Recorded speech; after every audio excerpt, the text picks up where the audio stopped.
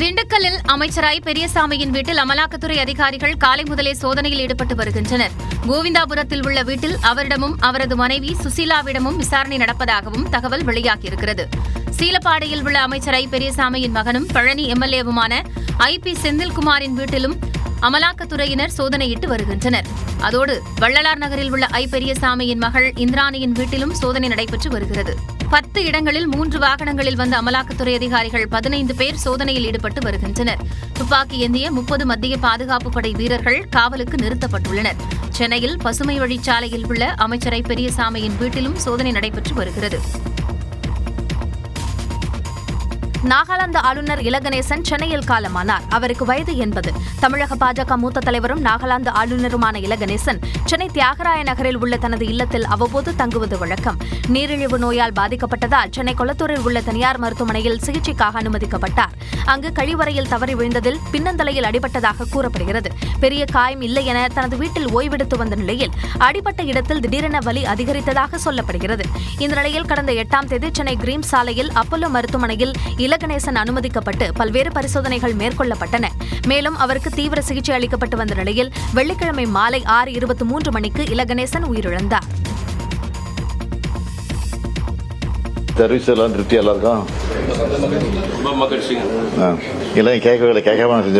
தம்மை சந்தித்த தூய்மை பணியாளர்கள் அடங்கிய தொழிற்சங்கத்தினரிடம் முதலமைச்சர் கூறிய வார்த்தைகளே இவை. கோரிக்கைகளை வலியுறுத்தி சென்னையில் தூய்மை பணியாளர்கள் போராடி வந்த நிலையில் அவர்களுக்கு 30,000 வீடுகள், காலை உணவு உள்ளிட்ட 6 திட்டங்களுக்கு முதலமைச்சர் மு.க.ஸ்டாலின் தலைமையில் நடைபெற்ற அமைச்சரவைக் கூட்டத்தில் ஒப்புதல் அளிக்கப்பட்டது. இதற்கு நன்றி தெரிவிக்கும் வகையில் தூய்மை பணியாளர்கள் நலச்சங்கங்களின் நிர்வாகிகள் முதலமைச்சர் மு.க.ஸ்டாலினை அவரது முகாம் அலுவலகத்தில் சந்தித்தனர். விலைவாசி உயர்வுக்கு ஏற்ப ஊதியத்தை உயர்த்துவதை உறுதி செய்ய வேண்டுமென அவர்கள் வலியுறுத்தினர். என்னதான் இப்போ என்ன நிலைமை என்னன்ற மாதிரி கேட்டிருந்தாரு. எங்களுக்கு வந்து குறைந்தபட்ச ஊதியம் என்பது குறைக்கப்பட்டிருக்கு. அதை தான் பிரதான காரியமா இருந்தது என்றதை சொன்னோம். அப்போ வந்து அந்த சம்பளத்தை வந்து உறுதிப்படுத்துற மாதிரி அவங்க வாங்கிட்டு இருந்த சம்பளத்தை நான் தரேன்ற மாதிரி சொல்லியிருந்தாரு. இந்த சந்திப்பின் போது அமைச்சர்கள் கே.என். நேரு, ஏவா வேலு, மா. சுப்பிரமணியன் உள்ளிட்டோர் உடனிருந்தனர். தமிழ்நாட்டில் எம்பிபிஎஸ் மருத்துவ படிப்பிற்கான முதற்கட்ட கலந்தாய்வின் இறுதிப் பட்டியல் நாளை மறுதினம் வெளியாகும் என்று மருத்துவக் கல்வி இயக்கக மாணவர் சேர்க்கை குழு அறிவித்துள்ளது. தமிழ்நாட்டில் அரசு மற்றும் தனியார் கல்லூரிகளில் நிர்வாக ஒதுக்கீட்டின் கீழ் எம்பிபிஎஸ், பிடிஎஸ் படிப்பிற்கான முதல் சுற்று கலந்தாய்வு கடந்த ஜூலை 30ஆம் தேதி தொடங்கியது. இணையதளம் வாயிலாக கடந்த 4ஆம் தேதி வரை கல்லூரிகளை தேர்வு செய்ய அவகாசம் அளிக்கப்பட்ட நிலையில் அது 3 முறை நீட்டிக்கப்பட்டு இன்று மாலை 5 மணி வரை கல்லூரிகளை தேர்வு செய்யலாம் என்று அறிவிக்கப்பட்டது.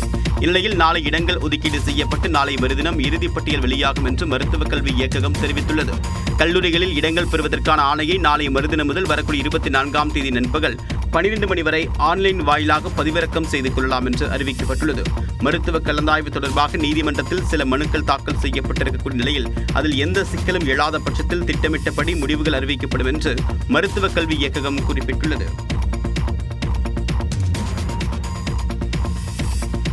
தென்காசி மாவட்டம் குற்றால அருவிகளில் வெள்ளப்பெருக்கு காரணமாக 2வது நாளாக குளிக்க தடை விதிக்கப்பட்டதால் சுற்றுலா பயணிகள் ஏமாற்றமடைந்தனர். தென்காசி மாவட்டம் மேற்கு தொடர்ச்சி மலை பகுதிகளில் தொடர் மழை காரணமாக குற்றால மெயினருவி, ஐந்தருவி, பழைய குற்றாலத்தில் நீர் ஆர்ப்பரித்து கொட்டுகிறது. இதனால் 2வது நாளாக சுற்றுலா பயணிகள் குளிக்க தடை விதிக்கப்பட்டுள்ளது. இதனால் தொடர் விடுமுறையொட்டி குற்றாலத்திற்கு சுற்றுலா சென்றவர்கள் மிகுந்த ஏமாற்றம் அடைந்தனர்.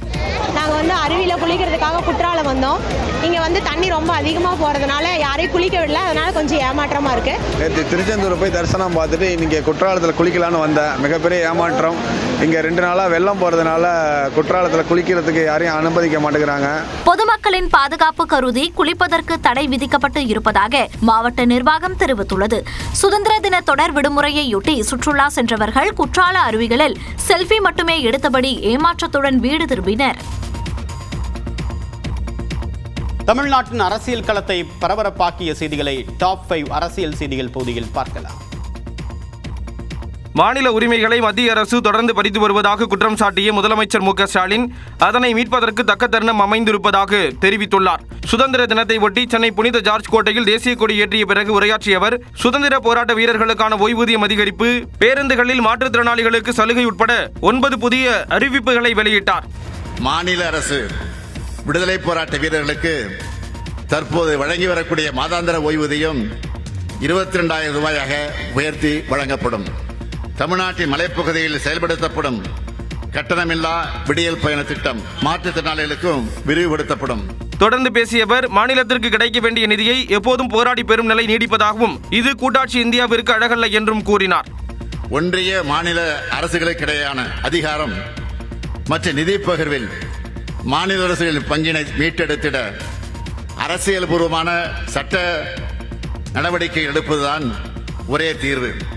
இதற்கான முன்முயற்சிகளை நிறைவேற்றி முடிப்பதற்கான தக்க தருணம் தற்போது வந்துவிட்டது என இந்த விடுதலை நாளில் உறுதியாக நம்புகிறேன். நிதி வழங்காதது மாநிலத்தின் வளர்ச்சி மட்டுமன்றி இந்தியாவின் ஒருமைப்பாட்டையும் பாதிக்கும் என்றும் மு.க.ஸ்டாலின் குறிப்பிட்டார்.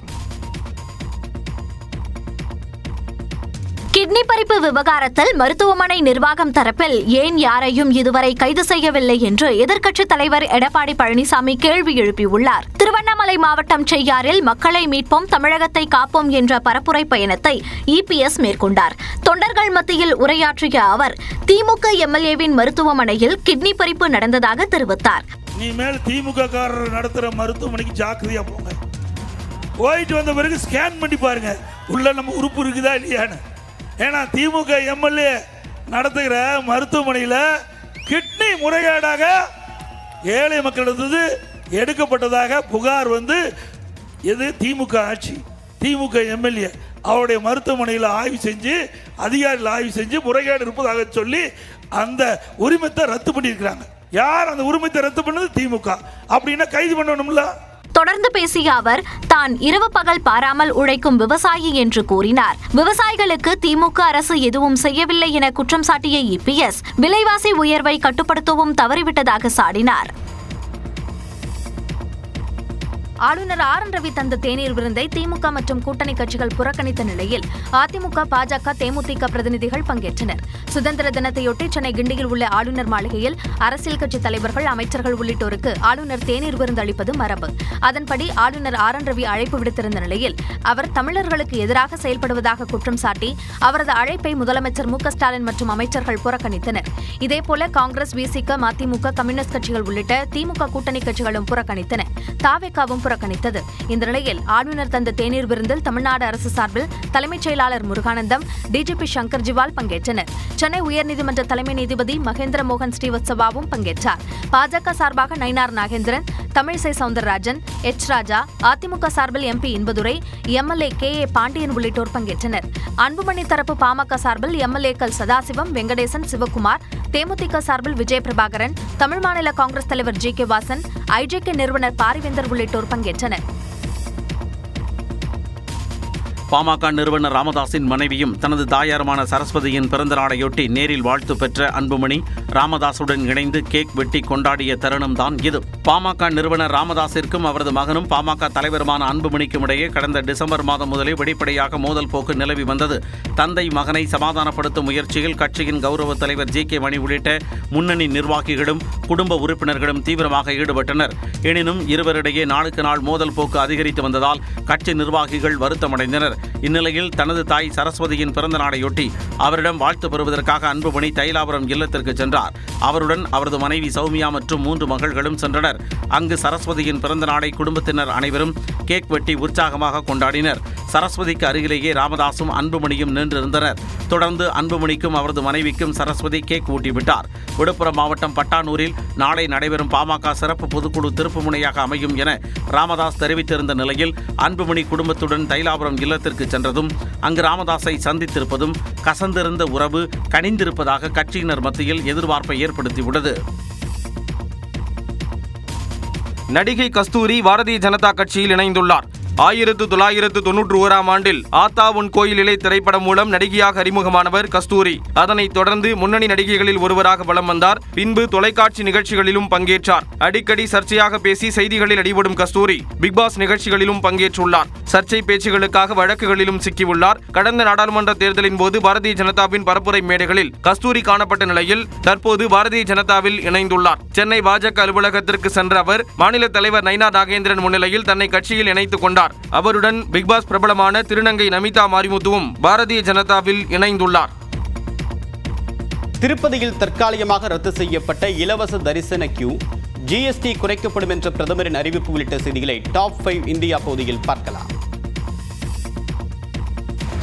திருப்பதியில் சுமார் 4 கிலோமீட்டர் தூரத்திற்கு பக்தர்கள் காத்திருந்த நிலையில் இலவச தரிசன கியூவில் பக்தர்கள் நிற்க தற்காலிகமாக தடை விதிக்கப்பட்டது. சுதந்திர தினம், கோகுல அஷ்டமி, வார விடுமுறை என தொடர் விடுமுறை காரணமாக திருப்பதி ஏழுமலையானை தரிசிக்க ஆயிரக்கணக்கான பக்தர்கள் திரண்டனர். இதனால் இலவச தரிசனம் வரிசையில் சுமார் 4 கிலோமீட்டர் தூரத்திற்கு 24 மணி நேரம் காத்திருந்து பக்தர்கள் சாமி தரிசனம் செய்யும் நிலை ஏற்பட்டது. 300 ரூபாய் தரிசன டிக்கெட் வாங்கிய பக்தர்கள் 4 மணி நேரம் காத்திருந்து சாமி தரிசனம் செய்தனர். வார விடுமுறையொட்டி மேலும் திருப்பதி ஏழுமலையான் கோவிலில் கூட்டம் குவியும் என எதிர்பார்க்கப்படுவதால் இலவச தரிசன வரிசையில் பக்தர்கள் நிற்பது தற்காலிகமாக ரத்து செய்யப்பட்டது. கட்டுக்கடங்காத கூட்டத்தால் தங்கும் அறைகள் கிடைக்காமல் பக்தர்கள் அவதிக்குள்ளான நிலையில் தேவஸ்தானம் தரப்பில் உணவு, குடிநீர் உள்ளிட்ட அடிப்படை வசதிகள் செய்து கொடுக்கப்பட்டன.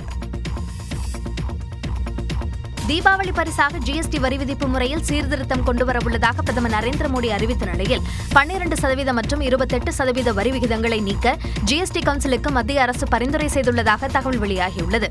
மத்திய அரசு முன்மொழிந்துள்ள புதுப்பிக்கப்பட்ட ஜிஎஸ்டி வரி விதிப்பில் 12% வரி விகித முறையில் உள்ள 99% பொருட்கள் 5% வரி விகித முறைக்கு மாற்றப்பட உள்ளதாக கூறப்படுகிறது. அதன்படி வெண்ணெய், நெய் உள்ளிட்ட பால் பொருட்கள், பழரசங்கள், பதப்படுத்தப்பட்ட உணவுகள், எலக்ட்ரிக் அல்லாத பொம்மைகள், விளையாட்டு உபகரணங்கள், 1000 ரூபாய்க்கு குறைவான காலணிகள் உள்ளிட்டவற்றின் விலை கணிசமாக குறைய வாய்ப்புள்ளது. அதேபோல 28% ஜிஎஸ்டி வரி கொண்ட 90% பொருட்கள் 18% ஜிஎஸ்டி வரிக்கு கீழ் கொண்டுவரப்படும் என்று கூறப்படுகிறது. இதனால் ஏசி, ஃபிரிட்ஜ், வாஷிங் மெஷின் உள்ளிட்ட வீட்டு உபயோகப் பொருட்கள், சிமெண்ட், டிராக்டரின் டயர் உள்ளிட்ட பொருட்களுக்கான விலை குறையும் என்று எதிர்பார்க்கப்படுகிறது. இதனிடையே ஆடம்பர பொருட்களுக்கு சிறப்பு விகிதமாக 40% வரை வரி விதிக்கப்படலாம் என்றும், இந்த சிறப்பு விகிதம் ஆடம்பர கார், சிகரெட், பான் மசாலா உள்ளிட்ட பொருட்களுக்கு பொருந்தும் என்றும் கூறப்படுகிறது.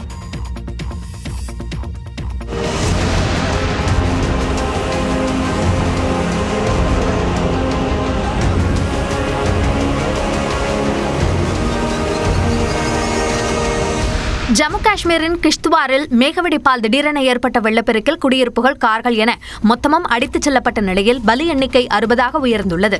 மலை கிராமங்கள் நிறைந்த கிஷ்த்வாரில் மேகவெடிப்பு ஏற்பட்டது. இதன் காரணமாக பல்வேறு பகுதிகளில் கனமழை கொட்டிய நிலையில் சோஷ்டி கிராமத்தில் கடுமையான வெள்ளப்பெருக்கு மற்றும் நிலச்சரிவு ஏற்பட்டது. இது மச்சேல் மாதா கோயிலுக்கு செல்லும் வழி என்பதால் யாத்ரீகர்கள் பலர் சிக்கிக் கொண்டனர். இந்த நிலையில் திடீர் வெள்ளப்பெருக்கில் சிக்கி 60 பேர் உயிரிழந்துள்ளதாகவும் 100க்கும் மேற்பட்டோர் காயமடைந்துள்ளதாகவும் அதிகாரிகள் தெரிவித்துள்ளனர். அதே நேரம் பலர் காணாமல் போயிருப்பதால் உயிரிழப்பு எண்ணிக்கை மேலும் அதிகரிக்கும் என்று அஞ்சப்படுகிறது. தற்காலிக பாலம் அமைத்து குழந்தைகள் உள்ளிட்ட ஏராளமானவர்களை மீட்புப் படையினர் மீட்டு வருகின்றனர்.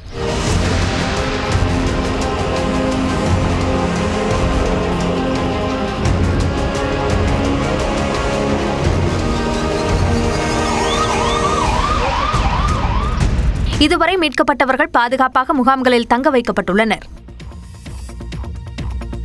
தமிழ்நாட்டை போன்று ஆந்திராவிலும் பேருந்துகளில் மகளிருக்கான இலவச பயண திட்டத்தை அம்மாநில முதலமைச்சர் சந்திரபாபு நாயுடு, துணை முதலமைச்சர் பவன் கல்யாண் ஆகியோர் தொடங்கி வைத்தனர். ஆந்திராவில் கடந்த ஆண்டு நடைபெற்ற சட்டமன்ற தேர்தலில் தெலுங்கு தேசம் தலைமையிலான கூட்டணி வெற்றி பெற்று ஆட்சி அமைத்தது. முன்னதாக தேர்தல் பிரச்சாரத்தின் போது பெண்களுக்கு இலவச பேருந்து பயண திட்டம் அமல்படுத்தப்படும் என்று அக்கட்சியின் தலைவர் சந்திரபாபு நாயுடு வாக்குறுதி அளித்திருந்தார். அந்த வகையில் ஸ்ரீசக்தி என்ற பெயரில் மகளிர் இலவச பேருந்து பயண திட்டத்தை அமராவதி அருகே தாடைப்பள்ளியில் முதலமைச்சர் சந்திரபாபு நாயுடு, துணை முதலமைச்சர் பவன் கல்யாண் ஆகியோர் கூட்டாக தொடங்கி வைத்தனர். பவன் கல்யாண் இலவச பயணத்திற்கான டிக்கெட்டுகளை பெண் பயணிகளுக்கு வழங்கினார். முதலமைச்சர் சந்திரபாபு நாயுடு பேருந்தில் பயணித்து திட்டம் குறித்து பயனாளிகளிடம் கேட்டறிந்தார். இந்த திட்டத்தின் கீழ் ஆந்திராவில் வசிக்கும் அனைத்து பெண்களும் சொகுசு பேருந்துகள் தவிர்த்து மற்ற அனைத்து அரசு பேருந்துகளிலும் இலவசமாக பயணம் செய்யலாம். ஆதார் அட்டையை காண்பித்து திருப்பதி, திருமலை இடையே இலவச பயணம் மேற்கொள்ளவும் இந்த திட்டத்தில் வழிவகை செய்யப்பட்டுள்ளது. ஸ்ரீசக்தி திட்டத்தில் சுமார் 2 கோடிக்கும் அதிகமான பெண்கள் பயனடைவார்கள் என்று அரசு அறிவித்துள்ளது.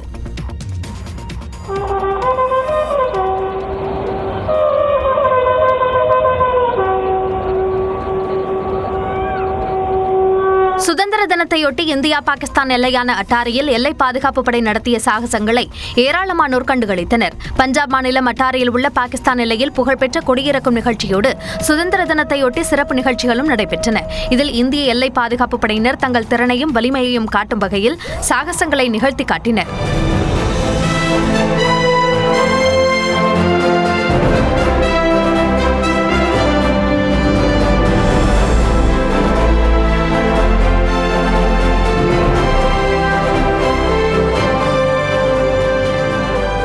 இருசக்கர வாகனத்தில் அமர்ந்தபடி பெண்கள் படை நிகழ்த்திய சாகச நிகழ்ச்சி பார்வையாளர்களை வெகுவாக கவர்ந்தது.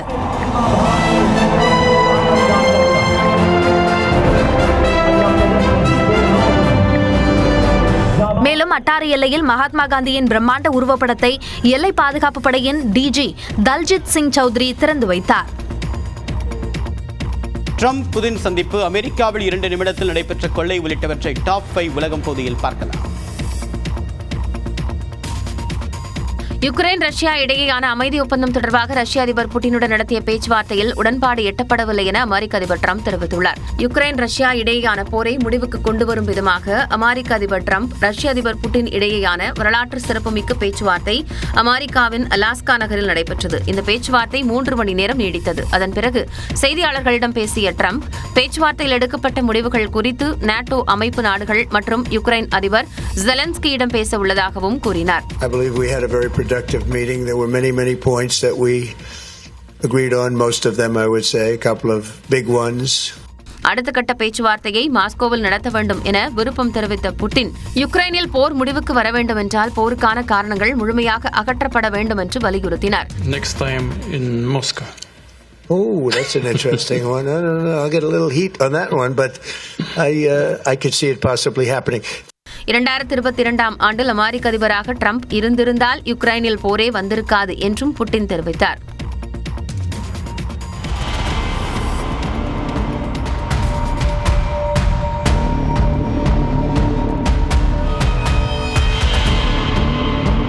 அமெரிக்காவில் பிரபலமான நகைக்கடையில் வெறும் 2 நிமிடங்களுக்குள்ளாக நடைபெற்ற கொள்ளை சம்பவத்தின் கண்காணிப்பு கேமரா காட்சிதான் இது. மேற்கு சியாட்டில் உள்ள நகைக்கடைக்கு வியாழக்கிழமை பகலில் முகமூடி அணிந்து 4 பேர் கொண்ட கும்பல் புகுந்துள்ளது. உள்ளே பணியாளர்கள் இருந்த நிலையில் பாதுகாப்புக்காக பூட்டி வைக்கப்பட்டிருந்த கண்ணாடி கதவுகளை உடைத்துக் கொண்டு உள்ளே நுழைந்தவர்கள் தங்கம் மற்றும் வைர நகைகளை கொள்ளையடித்துள்ளனர்.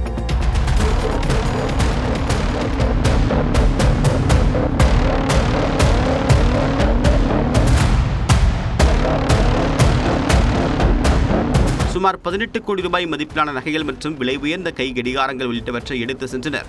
ஊழியர்கள் யாரும் தங்களை பிடித்து விடாமல் இருக்க ஸ்ப்ரே ஆகியவற்றை காட்டி மிரட்டுவதும் கேமராவில் பதிவாகியுள்ளது. வெறும் 2 நிமிடங்களுக்குள்ளாக நடைபெற்ற இந்த கொள்ளை சம்பவத்தில் ஈடுபட்டவர்கள் காரில் தப்பிச் சென்றதாக தெரிவித்திருக்கூடிய போலீசார் அவர்களை பிடிக்க முயற்சி மேற்கொண்டு வருகின்றனர். பாகிஸ்தானில் வெளுத்து வாங்கிய கனமழையால் ஏற்பட்ட திடீர் வெள்ளப்பெருக்கில் சிக்கி 160க்கும் மேற்பட்டோர் உயிரிழந்தனர். இந்தியாவின் இமயமலை பகுதியிலும் பாகிஸ்தானின் வடபகுதியிலும் மேகவெடிப்பு ஏற்பட்டது. இதனால் 10 சென்டிமீட்டருக்கும் அதிகமான மழை ஒரு சில மணி நேரத்தில் கொட்டித் தீர்த்தது. தொடர் கனமழை எதிரொலியாக பாகிஸ்தானின் பல்வேறு பகுதிகளில் வெள்ளப்பெருக்கு மற்றும் நிலச்சரிவு ஏற்பட்டது. சாலைகளில் வெள்ள நீர் பெருக்கெடுத்து ஓடியதால் பொதுமக்களின் இயல்பு வாழ்க்கை முடங்கியது.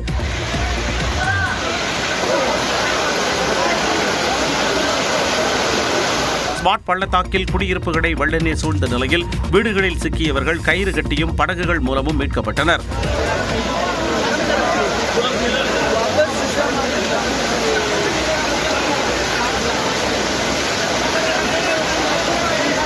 இதனிடையே நிவாரணப் பொருட்களை எடுத்துச் சென்ற ஹெலிகாப்டர் மோசமான வானிலை காரணமாக விபத்திற்குள்ளானதில் விமானிகள் உட்பட 5 பேர் உயிரிழந்தனர். வெள்ளத்தில் சிக்கி இதுவரை 160க்கும் மேற்பட்டோர் உயிரிழந்துள்ள நிலையில் 56 பேரின் உடல்கள் மீட்கப்பட்டுள்ளதாக அதிகாரிகள் தரப்பில் தெரிவிக்கப்பட்டுள்ளது.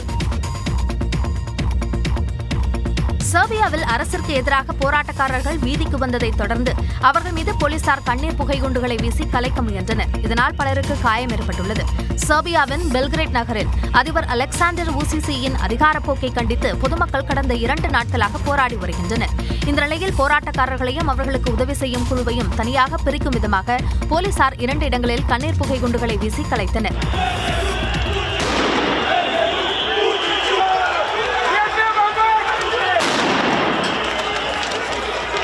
காயமடைந்த போராட்டக்காரர்கள் அனைவரும் வீதிக்கு வந்து போராட வேண்டிய தருணம் வந்துவிட்டது என்று மாணவர்களுக்கும் அழைப்பு விடுத்துள்ளனர். போராட்டம் குறித்து தொலைக்காட்சியில் பேசிய நாட்டதிபர் ஊசிசி போராடி வருபவர்கள் சொந்த நாட்டின் எதிரிகள் என்று கடுமையாக எச்சரித்துள்ளார்.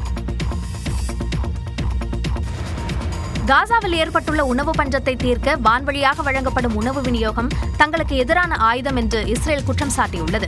இஸ்ரேல் ராணுவம் காசா பகுதி மீது தொடர்ந்து தாக்குதல் நடத்தி வருவதால் உயிரிழப்புகள் எண்ணிக்கை அதிகரித்து வருகின்றன.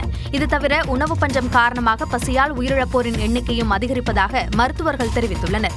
காசாவில் நிலவும் உணவு பஞ்சத்தை போக்க சர்வதேச நாடுகள் தனியார் தொண்டு நிறுவனம் மூலம் வான்வழியாக உணவுப் பொருட்களை வழங்கி வருகின்றனர். இதுவரை 100க்கும் மேற்பட்ட விமானங்கள் மூலம் பாராசூட் உதவியுடன் உணவுப் பொருட்கள் விநியோகிக்கப்பட்டுள்ளன.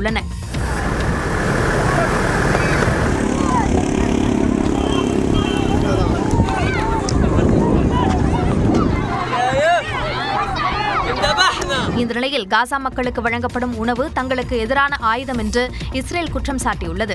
இதற்கு எதிர்ப்பு தெரிவித்துள்ள தொண்டு நிறுவனங்கள் இஸ்ரேல் விதித்துள்ள கட்டுப்பாடுகள் பொதுமக்களின் அவசர தேவைக்கு முட்டுக்கட்டையாக இருப்பதாக தெரிவித்துள்ளனர். பாலஸ்தீன அரசை அங்கீகரிக்க மற்ற நாடுகள் முன்வந்ததன் காரணமாகவே காசா மீது இஸ்ரேல் தொடர்ந்து தாக்கி வருவதாக கூறப்படுகிறது. 31 ஆண்டுகால மலையாள நடிகர் சங்க வரலாற்றில் முதல் முறையாக பெண் தலைவராக நடிகை ஸ்வேதா மேனன் தேர்வு செய்யப்பட்டுள்ளார். மலையாள திரையுலகில் பெண்கள் எதிர்கொள்ளும் பிரச்சனைகள் குறித்த ஹேமா கமிட்டி அறிக்கை வெளியானதை தொடர்ந்து மலையாள நடிகர் சங்க அமைப்பான அம்மாவின் உறுப்பினர்கள் சிலர் மீது பாலியல் துன்புறுத்தல் குற்றச்சாட்டு எழுந்தது. இதைத் தொடர்ந்து மோகன்லால் தலைமையிலான முந்தைய குழு கடந்த ஆண்டு ஆகஸ்ட் மாதத்தில் ராஜினாமா செய்தது. இந்நிலையில் பெரும் எதிர்பார்ப்புகளுக்கு மத்தியில் கொச்சியில் மலையாள நடிகர் சங்க தேர்தல் வெள்ளிக்கிழமை நடைபெற்றது. இதில் சங்கத்தைச் சேர்ந்த 509 உறுப்பினர்களில் சுமார் 300 பேர் ஆர்வத்துடன் வாக்களித்தனர். வாக்கு எண்ணிக்கை முடிவில் நடிகர் தேவனை 27 வாக்குகள் வித்தியாசத்தில் வீழ்த்தி பிரபல நடிகை ஸ்வேதா மேனன் தலைவராக தேர்வு செய்யப்பட்டார். அதேபோல நடிகர் ரவீந்திரனை வீழ்த்தி நடிகை குக்கு பரமேஸ்வரன் பொதுச் செயலாளராக வெற்றி பெற்றுள்ளார். பெரும் எதிர்பார்ப்புகளுக்கு மத்தியில் வெற்றி பெற்றுள்ள இந்த குழு அடுத்த 3 ஆண்டுகளுக்கு மலையாள நடிகர் சங்கத்தை வழிநடத்த உள்ளது.